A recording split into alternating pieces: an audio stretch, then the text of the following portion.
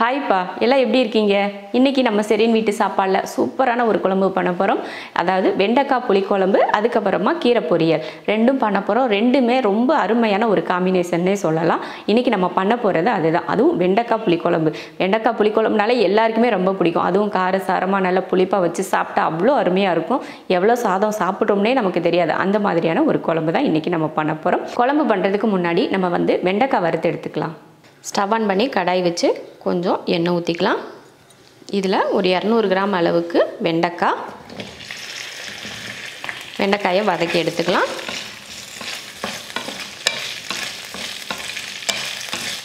வெண்டைக்காய் நல்லா அந்த பிசுபிசுப்பெல்லாம் இல்லாத அளவுக்கு வறுத்து எடுத்துக்கணும். அப்போ தான் நம்ம குழம்புக்கு நல்லாயிருக்கும். நல்லா வதக்கிடணும்.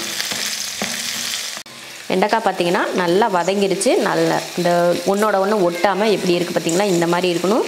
ரொம்ப பிசுபிசுப்பாக ஒரு நூல் மாதிரி இருந்துச்சுன்னா நீங்கள் இன்னும் கொஞ்சம் நேரம் வதக்கிக்கணும். இப்போ நமக்கு நல்லா வதக்கியாச்சு, எடுத்துடலாம். வெண்டைக்காயை வதக்கி எடுத்து வச்சாச்சு. இந்த மாதிரி நூலாக வரும் பார்த்திங்களா, அந்த மாதிரிலாம் இல்லாமல் நம்ம வதக்கி எடுத்தோம்னா தான் நம்ம குழம்பு செய்கிறப்போ அந்த வலுவலுப்பெல்லாம் இல்லாமல் இருக்கும். அதனால் நல்ல வலுவலுப்பு இல்லாமல் வதக்கி எடுத்துக்கோங்க.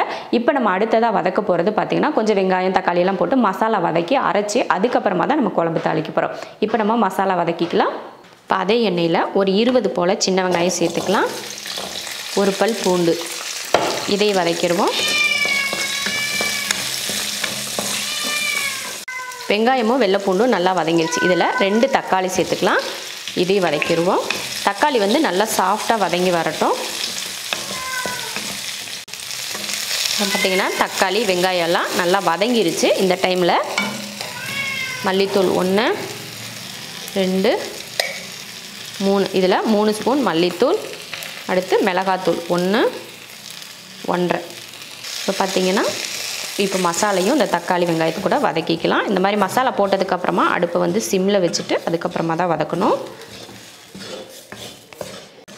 அவ்வளோதான். பார்த்திங்கன்னா மசால் போட்டதுக்கப்புறமா நல்லா இந்த மாதிரி அந்த வெங்காயம் தக்காளி கூட வதக்கி விட்டுட்டு இப்போ அடுப்பை ஆஃப் பண்ணிக்கலாம். ஆற வச்சுட்டு அதுக்கப்புறமா அரைச்சிக்கலாம். வதக்கின மசாலா ஆறிடுச்சு, அரைச்சிக்கலாம். தக்காளியெல்லாம் போடுறதுனால நம்ம தண்ணி ஊற்றியெல்லாம் அரைக்க தேவையில்லை. தண்ணி ஊற்றாமலே நல்லா பேஸ்ட்டு போல் வந்துடும். மசாலா அரைச்சாச்சு. இப்போ தாளித்து விட்டுறலாம். மசாலா ஆற வச்சு அரைச்சாச்சு. அதே போல் வெண்டைக்காயும் ரெடியாக இருக்குது. இப்போ நம்ம குழம்பு தாளித்து விட்டுறலாம். இப்போ ஸ்டவ் ஆன் பண்ணி கடாய் வச்சுருக்கேன். அதில் எண்ணெய் ஊற்றிக்கலாம். எண்ணெய் நல்லா காஞ்சதுமே கொஞ்சமாக வெந்தயம், கொஞ்சம் கடுகுளுந்து, அடுத்து கருவேப்பிலை, ஒரு 100 கிராம் அளவுக்கு சின்ன வெங்காயம். புளிக்குழம்புலாம் பண்ணோன்னா நம்ம வெங்காயத்தை நல்லா பொன்னிறமாக வதக்கும் இல்லையா, அதே போல் வதக்கிக்கலாம். வெங்காயம் பார்த்திங்கன்னா நல்லா இந்த அளவுக்கு வதங்கினதுக்கப்புறம் இது கூட நம்ம வதக்கி வச்சுருக்கோம் இல்லையா வெண்டைக்காய், அதையும் சேர்த்துடலாம்.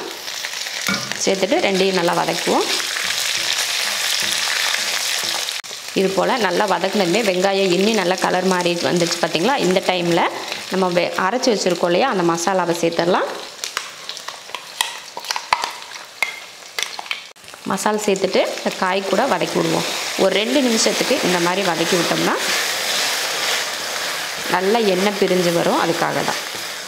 கொஞ்சமாக மஞ்சள் தூள் போட்டு நல்லா ஒரு 2 நிமிஷத்துக்கு வதக்கி விட்டுறலாம்.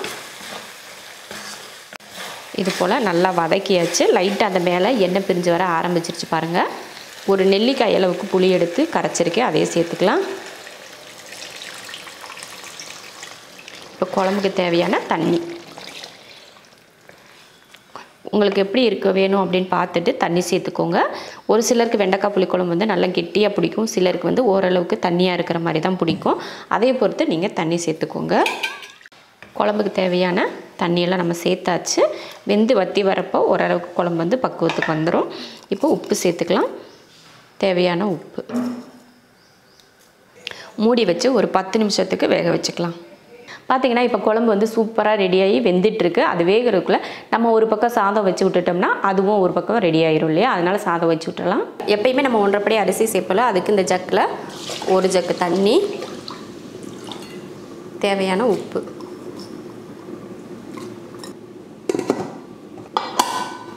அடுப்பில் வச்சு 3 விசில் விட்டு ஆஃப் பண்ணிக்கலாம்.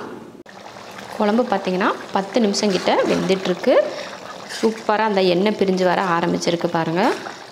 குழம்பும் நல்லா பக்குவத்துக்கு வந்துடுச்சு பாருங்கள். நம்ம கொஞ்சம் தண்ணி அதிகமாகவே சேர்த்துருந்தோம். அந்த 10 நிமிஷம் வேக வச்சதில் ரொம்ப நல்லா வெந்திருக்கு பாருங்கள். இந்தளவுக்கு கெட்டியாவது இருக்கணும். அப்போ தான் புளிக்குழம்பு வந்து சாப்பிட்றதுக்கு சூப்பராக இருக்கும்.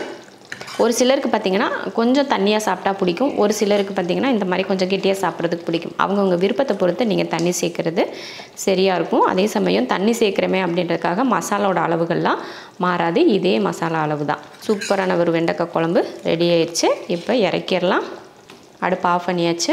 சூப்பரான ஒரு குழம்பு ரெடி ஆயிடுச்சு. எப்படா சாப்பிட்லாம் அப்படின்னு தோன்ற அளவுக்கு குழம்பு அப்படி ஒரு புளிப்பாக காரசாரமாக டேஸ்ட்டாக அவ்வளோ நல்லா இருக்குது.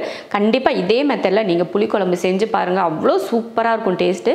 உண்மையாகவே எச்சில் ஊறுற அளவுக்கு டேஸ்ட் இருக்கும். நானே இப்போ எப்படா சாப்பிட்லாம் அப்படின்னு தோன்ற அளவுக்கு தான் இருக்குது. இன்றைக்கி குழம்பு தான் இப்படி இருக்கான்னு நினைக்காதீங்க. நம்ம எப்போ பண்ணாலும் குழம்பு சூப்பராக தான் இருக்கும். நீங்களும் செஞ்சு பார்த்துருப்பீங்க நிறைய. நீங்கள் செஞ்சு பார்த்துட்டு எல்லா கமெண்ட்டும் சொல்கிறப்பெல்லாம் நானும் சந்தோஷப்படுவேன். நம்ம செஞ்சு பார்த்து எல்லாருமே நல்லா இருக்குன்னு சொல்லியிருக்காங்க அப்படின்னு சொல்லிட்டு எனக்குமே சந்தோஷமாக இருக்கும்.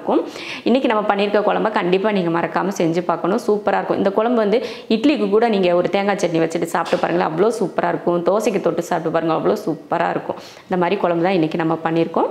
இப்போ நம்ம குழம்பு இறக்கி வச்சிடலாம். இறக்கி வச்சுட்டு அடுத்ததாக நம்ம கீரை பொரியல் பண்ணிக்கலாம். நான் இன்றைக்கி பண்ண போகிறது பார்த்தீங்கன்னா சுக்குட்டி கீரை பொரியல். சுக்குட்டி கீரைனா கோயம்புத்தூர் சைடில் வந்து சுக்குட்டி கீரைன்னு சொல்லுவாங்க. மற்ற ஊர்லெலாம் மணத்தக்காளி கீரை பொரியல், மணத்தக்காளி கீரைன்னு சொல்லுவாங்க. அந்த கீரையில் தான் இன்றைக்கி நம்ம வந்து பொரியல் பண்ண போகிறோம். இந்த பொரியலும் பார்த்திங்கன்னா இந்த குழம்புக்கு இந்த பொரியல் தான் பண்ணணுமா அப்படின்னு கேட்டிங்கன்னா கிடையாது. எல்லா கீரையிலையுமே இந்த மாதிரி நீங்கள் பொரியல் பண்ணலாம். நான் வந்து இந்த குழம்பு வச்சா இந்த பொரியல் நல்லாயிருக்கும் அப்படின்னு நான் சொல்லுவேன். உங்களுக்கு என்ன விருப்பமோ அதை நீங்கள் பண்ணிக்கலாம். இப்போ நம்ம பொரியல் பண்ணிடலாம். கீரை பொரியல் பண்ணுறதுக்கு ஒரு கட்டு மணத்தக்காளி கீரையை க்ளீன் பண்ணி எடுத்து வச்சுருக்கேன். இப்போ தாளித்து விட்டுறலாம். ஸ்டவ் ஆன் பண்ணி கடாய் வச்சுட்டு எண்ணெய் ஊற்றிக்கலாம். எண்ணெய் காஞ்சதுமே ஒரு 1/4 ஸ்பூன் அளவுக்கு சீரகம், ஒரு 2 வரமிளகாய், அடுத்து ஒரு பெரிய வெங்காயம்.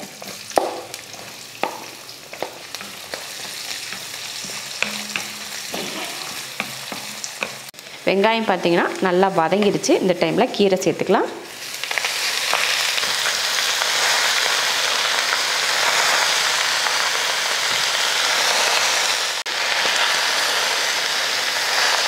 கீரை நம்ம போடுறப்ப நிறையா இருந்துச்சு. கொஞ்சம் ஆவி பட்டதுமே பார்த்திங்கன்னா நல்லா சுருங்கி வந்துருச்சு. இந்த டைமில் உப்பு சேர்த்துக்கலாம். உப்பு சேர்த்துட்டு கலந்து விட்டுடலாம். கீரையில் வந்து தண்ணி விட்டு வேகும். அந்த மாதிரி வெந்து தண்ணி வற்றி வரட்டும். அதுக்கப்புறமா மற்றதை சேர்த்துக்கலாம். பார்த்திங்கன்னா கீரையில் நல்லா தண்ணியெல்லாம் வற்றி எண்ணெய் பிரிஞ்சு வர ஆரம்பிச்சிருச்சு. இப்போ அடுப்பை ஆஃப் பண்ணிடலாம். ஆஃப் பண்ணிவிட்டு தேங்காய் துருவல் சேர்த்துக்கலாம். தேங்காய் துருவல் போட்டு இந்த மாதிரி கலந்து விட்டுருங்க. அடுப்பை ஆஃப் பண்ணிவிட்டு நம்ம தேங்காய் துருவல் போட்டோம்னா அந்த தேங்காய் வந்து அந்த சூட்டுக்கு அதுக்கும் கரெக்டாக இருக்கும். இல்லைன்னா ரொம்ப வெந்து போயிடும். அதனால் நான் எப்போயுமே சொல்கிறது தான், பொரியலை பொறுத்த வரைக்கும் அடுப்பை ஆஃப் பண்ணிவிட்டு அந்த சூட்லேயே தேங்காய் போட்டு இந்த மாதிரி கலந்து விடுங்க. அவ்வளோதான். சூப்பரான ஒரு மணத்தக்காளி கீரை பொரியல் ரெடி ஆயிடுச்சு. கீரை பொரியலும் பார்த்திங்கன்னா சூப்பராக செஞ்சு முடிச்சாச்சு. ரொம்ப சிம்பிளான வேலை. கீரை வாரத்தில் 2 நாளாவது கீரையை சாப்பாட்டில் சேர்த்துக்கிறது ரொம்ப நல்லது. கீரை கடையிலாக இருக்கட்டும், கீரை பொரியலாக இருக்கட்டும், ஏதோ ஒரு வகையில் நம்ம கீரை சாப்பிட்றது ரொம்ப நல்லது. முருங்கைக்கீரை, இந்த மாதிரி மணத்தக்காளி கீரை, சிறுகீரை, அரைக்கீரை எது வேணாலும் நீங்கள் சாப்பிட்லாம். ஆனால் கீரை கண்டிப்பாக வாரத்தில் ஒரு 2 முறையாவது சாப்பிடுங்க. ரொம்ப நல்லது. இப்போ கீரை பொரியலும் செஞ்சு முடிச்சிட்டோம். சாதமும் ஆஃப் பண்ணியாச்சு. குழம்பு எல்லாம் ரெடி ஆகிருக்கு. இப்போ நம்ம வந்து பரிமாறிக்கலாம். மணத்தக்காளி கீரை பொரியல், வெண்டைக்காய் புளிக்குழம்பு, சாதம். அருமையான ஒரு லஞ்ச் மெனு ரெடி ஆயிடுச்சு. இதே மெத்தடில் நல்ல மணமாக நல்ல எச்சில் ஊறுற அளவுக்கு டேஸ்ட்டில் இந்த மாதிரி குழம்பு செஞ்சுட்டு இந்த மாதிரி கீரை பொரியல் செஞ்சு ஒரு சாதம் வச்சு சாப்பிட்டிங்கன்னா அவ்வளோ அருமையாக இருக்கும். இதே மெத்தடில் செஞ்சு பார்த்துட்டு எப்படி இருக்குன்னு சொல்லிட்டு கமெண்ட்டில் சொல்லுங்கள். பிடிச்சிருந்தா லைக் பண்ணிவிட்டு ஷேர் பண்ணிவிட்டு நம்ம ஷெரின் வீட்டு சாப்பாடு சேனலை சப்ஸ்கிரைப் பண்ணி பக்கத்தில் இருக்க பெல் ஐக்கானை கிளிக் பண்ணி வச்சுக்கோங்க. இப்போ நம்ம சாப்பிட போகலாம்.